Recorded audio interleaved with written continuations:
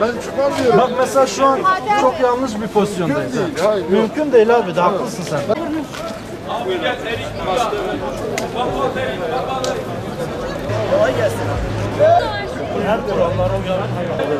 Sosyal mesafeyi koruyarak lütfen.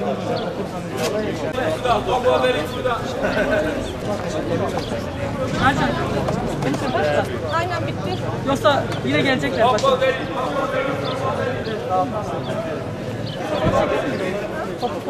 Genç Kızılay Siirt Şubesi gönüllüsüyüm. Yaklaşık 2015 yılından beri Kızılay'da gönüllülük yapıyorum.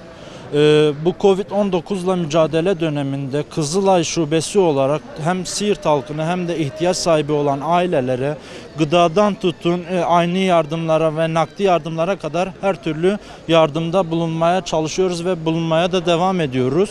Bu süreçte gönüllü arkadaşlarımızla birlikte Siirt'te maske ve el dezenfektanı, onun yanı sıra 14 kuralı vatandaşlarımıza bilgilendirme olarak sunduk.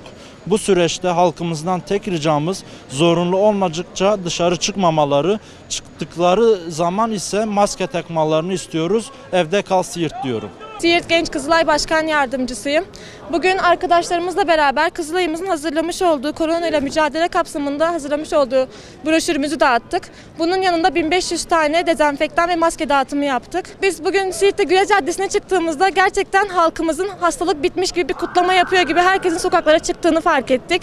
Bu vatandaşlarımıza hastalığın bitmediğini, hala mücadele ettiğimizi tekrar göstermeye çalıştık. İnşallah bir faydamız dokunmuştur.